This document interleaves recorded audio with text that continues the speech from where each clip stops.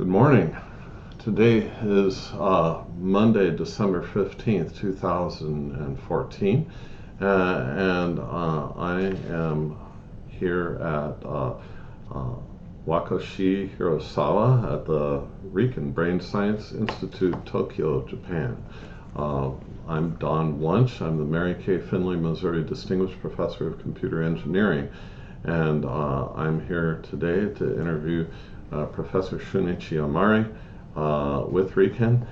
Professor Amari is one of the most distinguished people in the field of computational intelligence and general neural networks, in particular, winner of the IEEE Pioneer Award, as well as many other awards and accolades.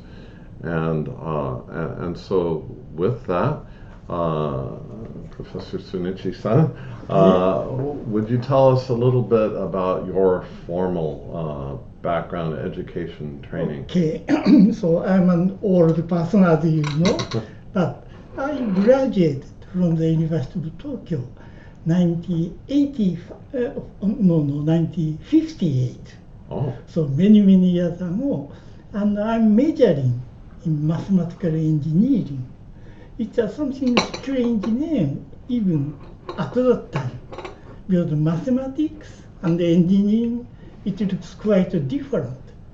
But we are creating some new field of mathematical engineering, and I had interest in very many aspects of those applications of mathematics to engineering field, including, say, network theory, continuum mechanics, information science, and even the brain, how the brain works so well. Fascinating. Yeah. I think there should be always a field of mathematical engineering. It makes a lot of sense. And so I graduated in '63, and I had a job in Kyushu University. It's a communication engineering department.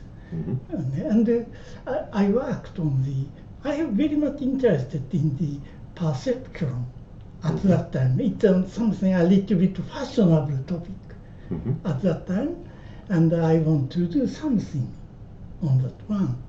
And maybe my first work on that direction is, at that time, the Rosenblatt proposed perceptron. And he showed that the learning ability of perceptron is so excellent. Okay? However, it's a multi-layer perceptron, but only the last unit is modifiable, because it's composed of logical units, say artificial neural elements, and it's binary. Therefore, it's very difficult to train the intermediate part, hidden layers. So I think that if our brain learns in any field, not only the output layer, but everywhere. So I think it's important to have some algorithm to train that multi-layer perceptron in hidden layers. How we can do that? The one idea is make it everything analog. So not neuron carries information of spiking rates, not 0 or 1, but analog value. Then it's nonlinear system, and we can soon use the stochastic gradient descent method. So that's my first work in this direction. And I wrote a paper submitted to the IEEE transaction on electronic computer. At that time, they put electronic computer. Soon changed IEEE transactions on computer. But at that time, it's easy. Oh, okay. Wow. And the idea is the same as those Lambert-Hart. They proposed back propagation. The same idea, make everything analog. apply stochastic gradient method. Mm-hmm. So I was astonished to look to their paper, okay, 15 years later or 20 years later. The idea was the same, but at my time, it's difficult to do computer simulation. Computer so poor, okay? That's one thing that's so exciting for the new generation.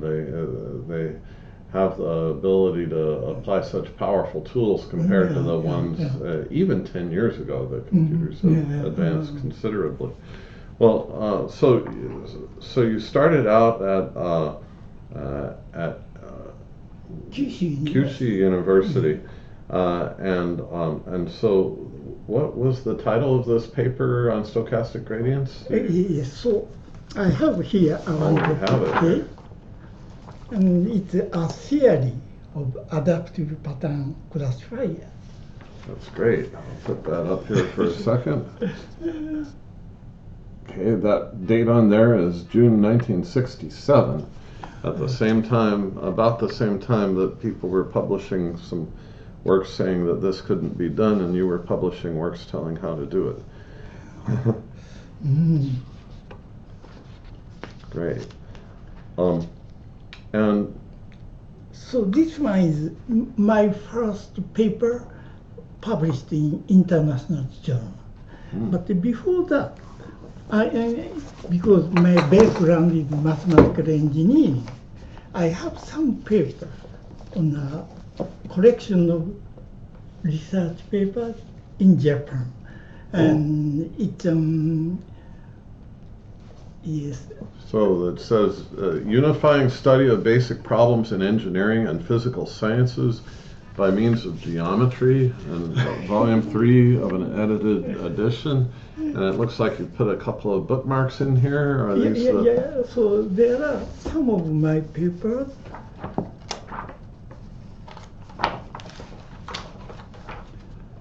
One is something it's continuum mechanics. Oh. Using differential geometry. Wow. Later, I used the differential geometry to information science, but my differential geometry came from continuum mechanics. Wow. So the first one is on some primary structures of non-Riemannian plasticity theory, and the other one is this is network theory. Topological foundations of Krone's tearing of electric networks. So those two published in 1962. So when I was still graduate school. At the University of Tokyo, yes, I noticed the affiliation with the University of Tokyo. So 1962. Wow. Well, you've taken very good care of this volume. So now very old one. Oh, good. Well, Shun-Ichi-san, what persuaded you to study science and engineering? How did you get interested in it? So when I was a boy, okay, even elementary school or those, I loved mathematics.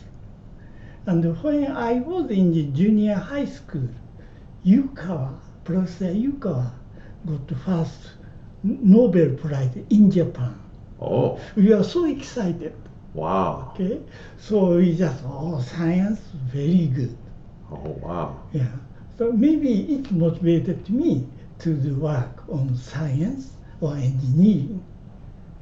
Wow, that's great. So I hope that a lot of people watching this video series get inspiration too. Maybe the inspiration will reach many years into the future now. So, yeah, great.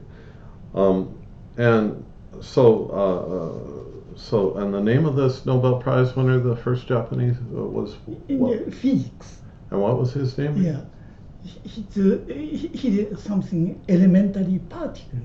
He proposed something new elementary particle. And what was his name again, Professor? Yukawa. Yukawa. Hideki Yukawa. Professor Yukawa. Yes, yes. So, in addition to Professor Yukawa, were there any other people that were early influences on your decision to go into And science? maybe I was lucky because the junior high school or senior high school teacher of mathematics Mm-hmm. influenced me greatly. Oh, good, good. So I loved mathematics. Mm-hmm. That's wonderful. Yeah, so an early talent for math definitely brings a lot of people this direction. It's tremendously helpful. So I guess it was around this time then, when you were a graduate student, that you got involved in the neural network technologies. Mm-hmm. And so, and your interest in the perceptron was what triggered your jump into that direction. And I guess that these models would have been your first computational intelligence related activity.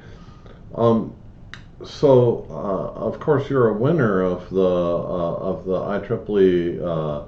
At the time, I think it was the Neural Network Council IEEE Pioneer Award. You were one of the earlier Pioneer Award winners. Very lucky. Yeah, oh, very, very deserving, very deserving. And so what do you see as the challenges that you encountered in pursuing the research that you were recognized for the Pioneer Award? Yeah, so it's early 70s. Okay, I have interest through perceptron. I have interest much more in the real brain. Okay. However, if I read some papers or books on neuroscience, we cannot understand why our brain works so well. So I think we can construct small, understandable model of neural networks and do some theories on that one. It's maybe artificial neural networks, different from the real brain, but still keeping some common aspect, hopefully essential feature of why brain works so well. So about 10 years through 70s, I worked on the modeling various types of neural networks, say randomly connected neural networks, what its dynamics is capable of, or if neurons are spread in the field like our cortex, then some pattern dynamics going on. Then what is the pattern dynamics? And what those neural models capable of doing information processing, or associative memory, or learning. All of those things for 10 years I'm working on this aspect. Okay? And at that time, Japan, the economy of Japan was still poor. Maybe 80s, late 70s, 80s, Japan economy Took off. explored.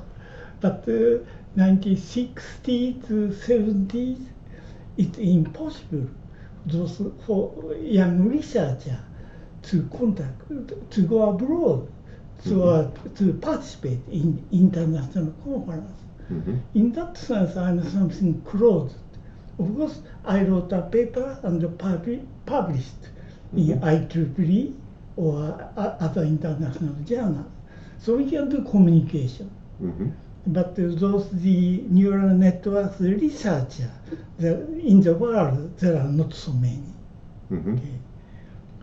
Yeah, that was a time when neural networks was deprived of support, and so it was a good time for if people could persevere and survive through this time of low funding, then we wind up having some people with the experience of surviving that time. Fortunately, my work is mathematical. I need only paper and pencil. Very cheap. Good. Yeah, and of course in those days it was very important to make simplifying assumptions too because of the limits of the computational power.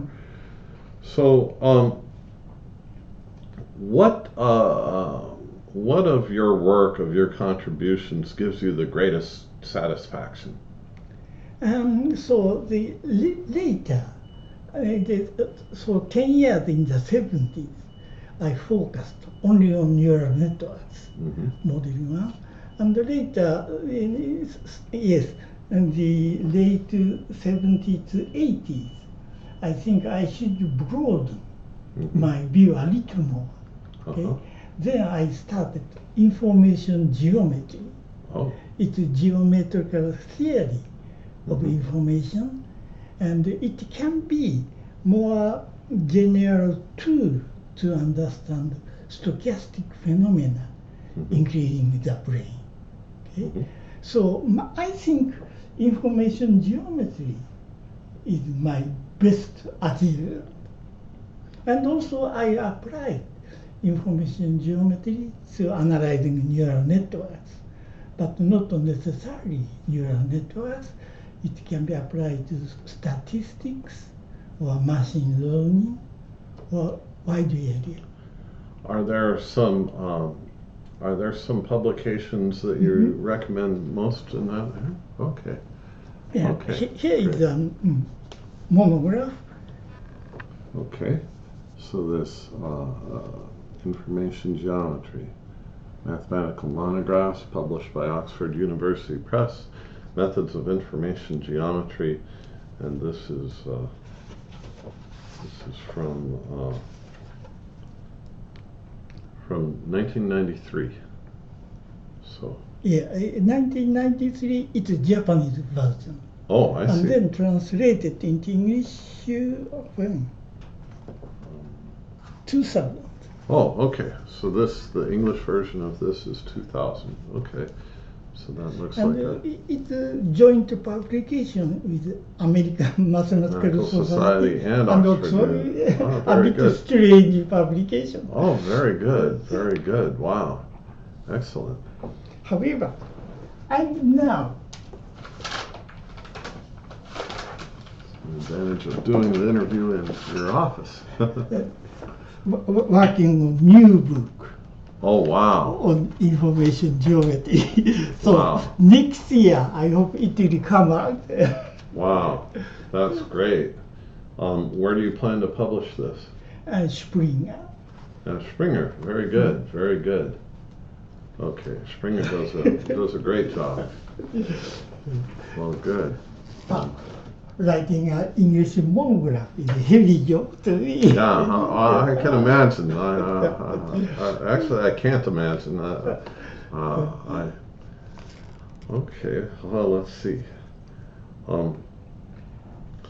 So, of course, during your time in the field, there's been several relevant professional societies.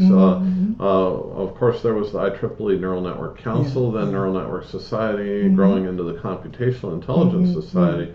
And during the same time, there's been the International Neural Network Society. And of course, and it should be mentioned that affiliated with the International Neural Network Society is the Japan Neural Network Society. Yes. So, would you say a little bit about the influence that these societies have had on you? Yes. So I don't remember the exact date, but 1986 or could be 5.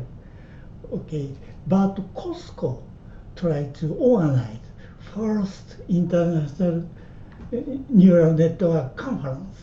Yeah. ICNN. Yeah. And I got telephone call from America. Hecht Nielsen, Bob Hecht Nielsen called me.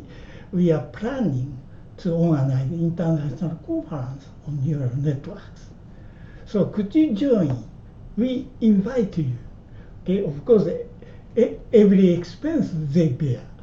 Great. I was so surprised. Great. It's a sudden telephone call. And then we joined, it's a big conference. Okay. And then we discussed some of those researchers, we need to construct some society. No, because IEEE is working on that. And there are some time inside IEEE neural network councils or those can be made. So we constructed neural network society.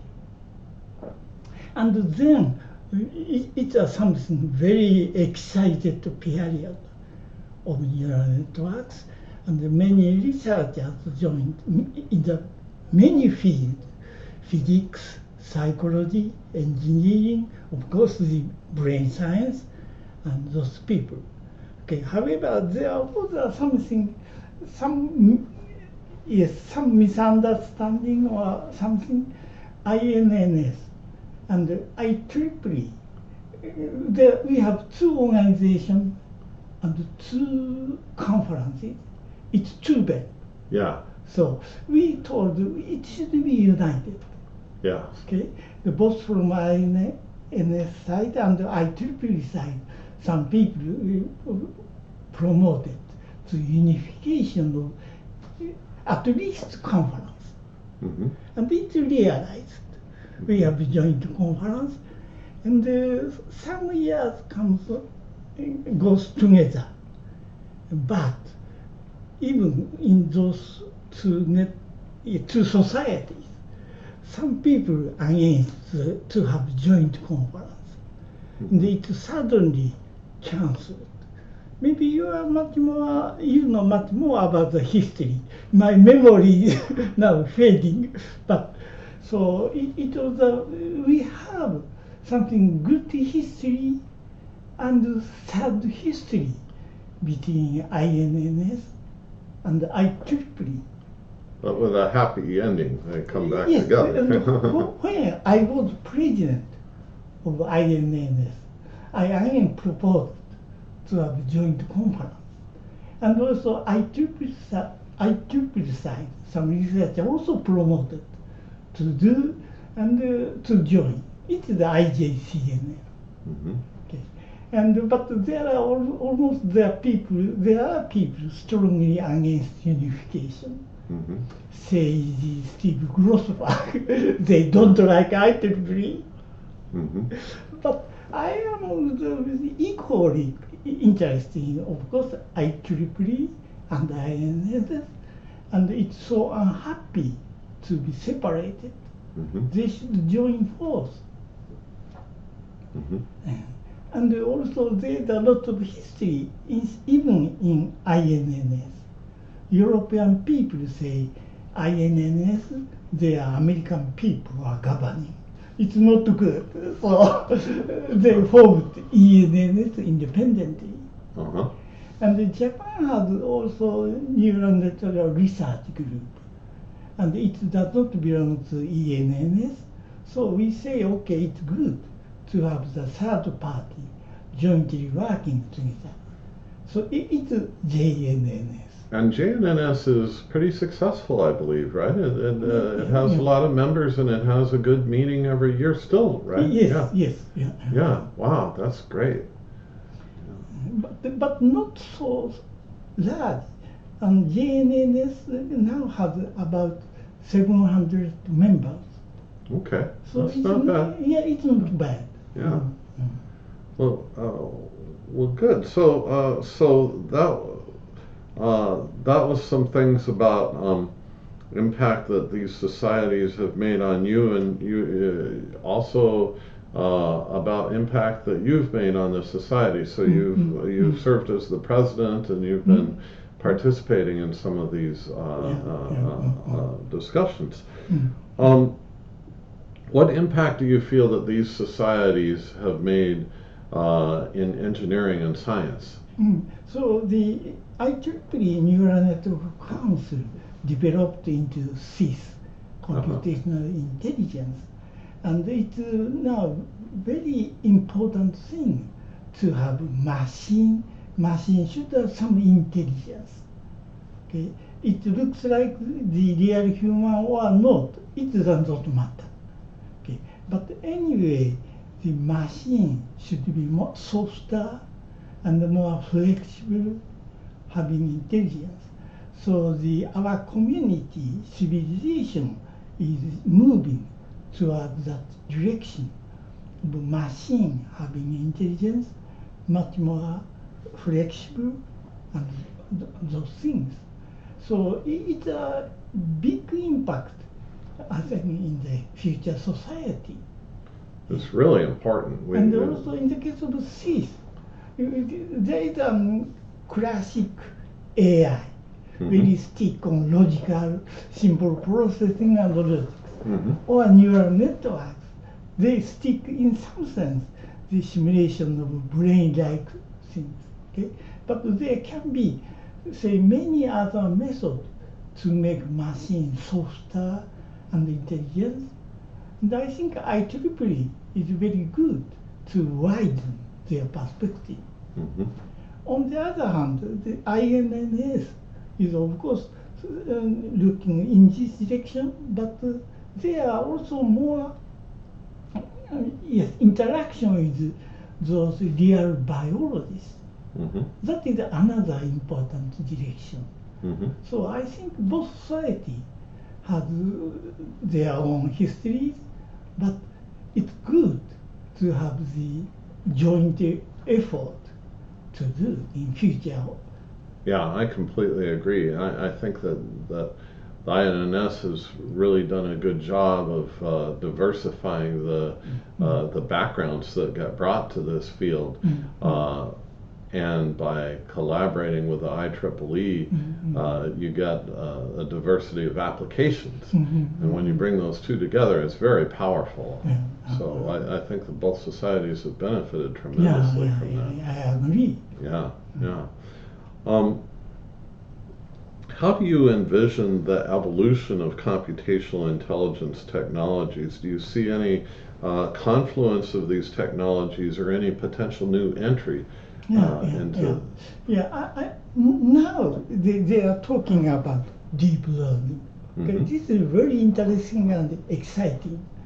But one other point, still we don't know the mechanism why deep learning can do such an excellent job. So we need a lot of new theory to understand our brain is also deep.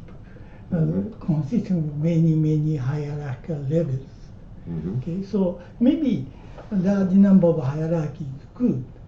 Okay, so this is one direction we should do, and the machine or learning machine becomes stronger.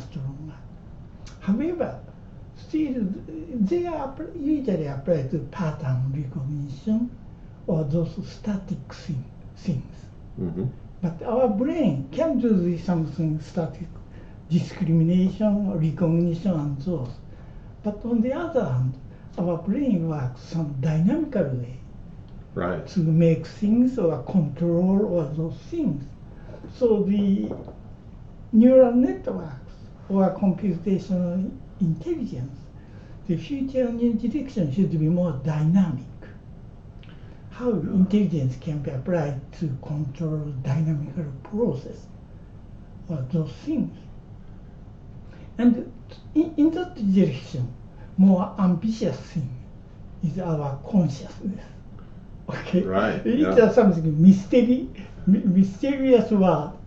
Okay, but the consciousness emerge dynamics of our neural networks. And by using consciousness, our human being can do lots of good things, not only logical reasoning, but more the deep idea emerges from those consciousness. So maybe future machine, on the intelligent machine, should have something like emergent conscious process, or those we can look, the machine have something consciousness. Maybe in that direction, our research effort should go. Yeah, great. That certainly would constitute a new entry and an important one. Do you predict any scientific or technological breakthrough involving these technologies? Yes, so it's difficult, okay, but I think the sometimes there is a new theory, new movement occurs at the same time, not only a single person, sometimes single person, but sometimes from Europe, America, Japan, they have similar ideas, Mm-hmm. and in deep deep learning is one of them. Mm-hmm. Now it's spreading out and it's doing very good performances. But people still think about it's not almighty. Mm-hmm. So maybe in near future, I don't know when, something new idea of intelligent dynamic process. Mm-hmm. And consciousness a little further, okay? Right, But yeah. we go towards that direction. Yeah, yeah. So the dynamic processes are a step on the way. Yeah, it's very, very good. Um, well, do you have any final remarks to share? No, then, I thank you very much for coming in interview, and also I think I I am very happy for living for this. Um, I'm now 70, going to be 79. Next year, of the next, I will be 80. Okay, Oh, and to good. think about when I was young, Japan was so poor, but we work hard, do scientific research, and then the Japan developed to communicate with those the American or European people. And I'm very happy, very lucky. Okay, I do my best effort to the research, but I was the when I do neural networks research in 70s, very small number of people working in that field. So I can do. Those people say Amari was lucky because when he started, there are not so many researchers, no established theory, but later they say, oh, these things have been already done. Mm-hmm. So in that sense, I'm working when those people, it, when worked on the subjects which was not fashionable. But later, say 10 years later, 20 years later, those fields becomes more and more fashionable. In that sense, I'm very lucky.